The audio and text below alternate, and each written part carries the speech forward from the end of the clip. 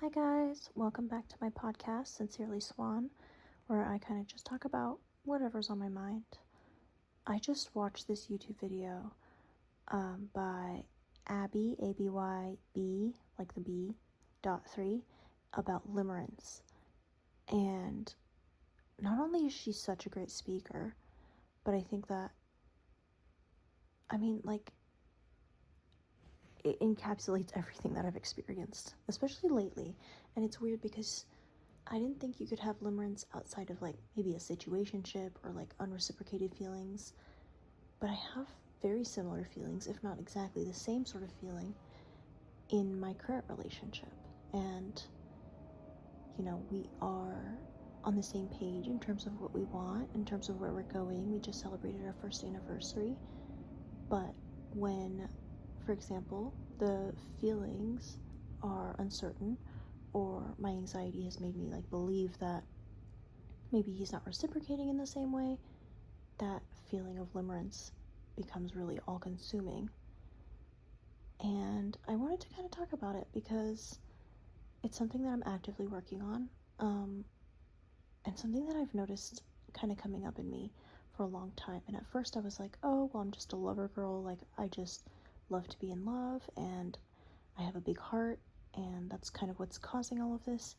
But it's getting to a point where it's anxiety cycle after anxiety cycle, and if my boyfriend is not texting me in a way that my brain is like, yeah, no, that means he loves you, then I think he hates me, and that's not normal.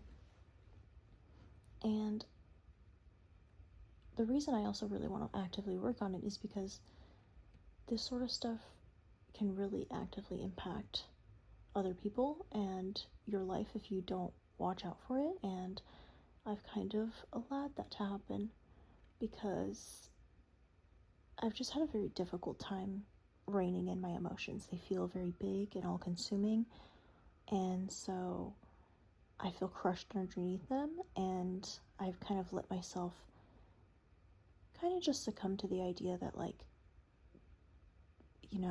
either it'll slowly go away on its own, or someone will be able to help me, but I don't have the capability to handle this myself, which is completely untrue.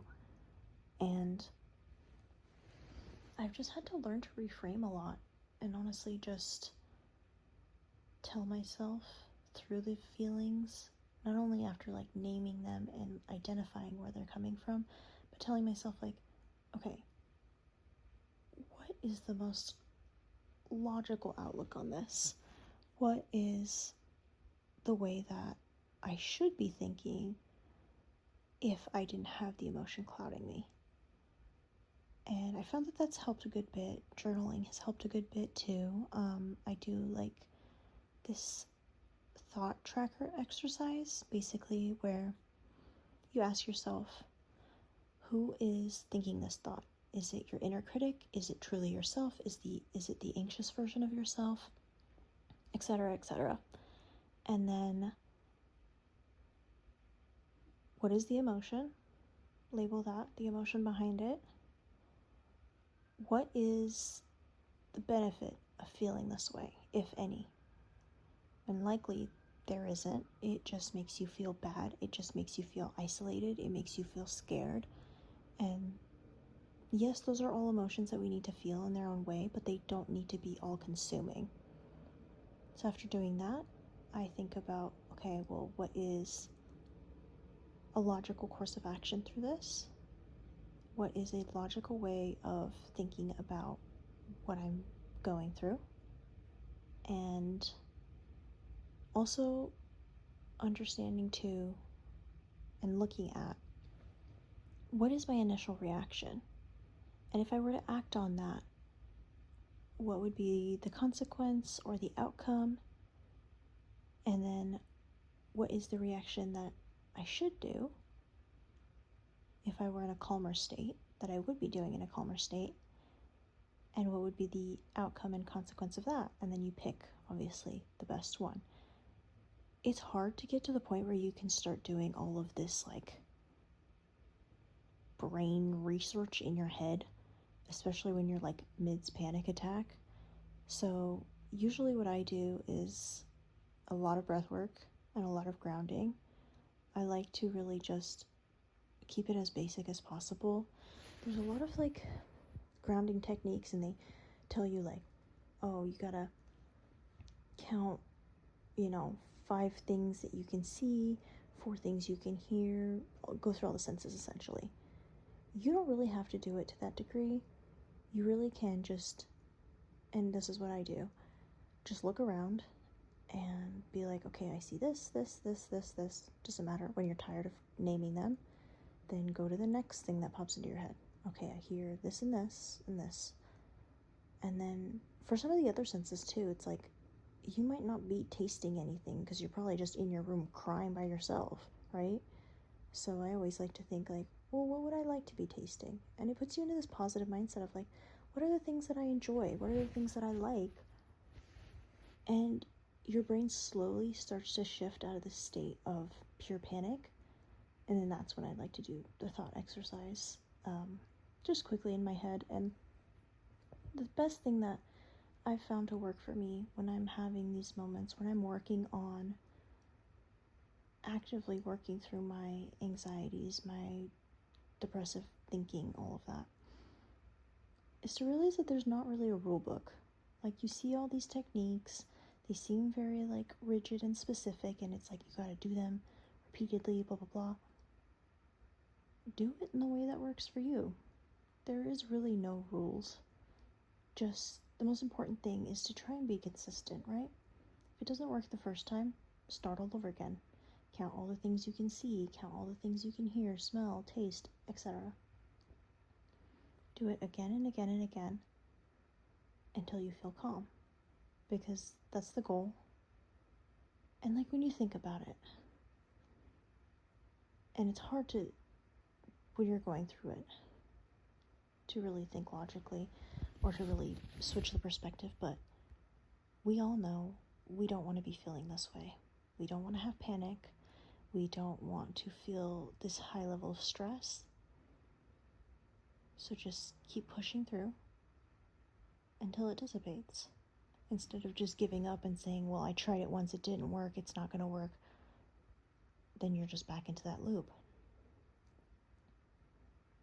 Now, I've kind of swerved off the topic a little bit. I mean, I wasn't going to talk fully about limerence. Honestly, if anything, I'm just trying to get things out there and post as much as possible, because consistency is really the key. And I'm in this state where I'm like, I don't know what the heck I'm doing with my life. I don't know what's going on. But this is fun, and I like to talk. It kind of feels like I'm on the phone at night with a friend or something. Anyways, with regards to limerence though, like, I realize the same sort of feelings are coming up in my healthy relationship, and it's because, well, it's an unhealthy habit that I have. And I can almost pinpoint exactly when this started happening in my relationship. Basically when I allowed myself to turn on the anxious thoughts again and let that habit creep back in. Because for a while, when I first started dating my boyfriend, like, obviously you have the honeymoon phase and everything is like perfect and wonderful. But even past that, I mean, things are perfect and wonderful regardless. But I think I made this kind of unconscious decision that, like, okay, I can be vulnerable, show all parts of me, and these are also parts of me, my anxiety, my depression, so he should accept all of it, blah, blah, blah. And now looking back on that, I'm like, okay, sort of right idea. Like, the person that you want to end up with should accept the parts of you that are harder to deal with. They should take you as you are, but at the same time, it should not be an excuse to just let yourself wallow and continue in these habits and just say, well, oh, you should accept me, so, take me as I am or don't take me at all. And unfortunately, that's kind of what I did, because I'm a person, and like every human being with a bad habit, it's easier to give into that than to actually challenge yourself. And so that's why lately I'm like, I can't be doing this anymore. You know, I have to challenge myself because it has been like, oh my God, like 10 years worth of these cycles and these patterns of thinking. And I'm so tired because half the time they don't actually authentically come from me. These were things that were instilled through a trauma caused by another person. And I mean, how disrespectful to myself to get myself stuck in that space when these other people are probably just living their life, enjoying themselves. Like, no. I've just decided I'm like, I don't want to be a victim to my life anymore. And it starts with also kind of throwing away these ideas that, like, for example, when you're in a relationship, your partner should just take you as you are and you don't really have to change. Like, no, you should be changing. Throughout your entire life, you'll change. And not to say that, like, you're just going to change automatically. It has to be with effort. You have to put effort and intentionality into it. Also, if you hear my sheets rustling around, I'm literally just laying in bed, like, wiggling around and talking. But yeah, I don't know. Short episode. Yeah. If anybody has gotten to this point, please let me know in the comments what you would like to hear about. And I'm gonna, keep posting TikTok, Instagram, all the things. Feel free to give me a follow. And I love you guys. Bye.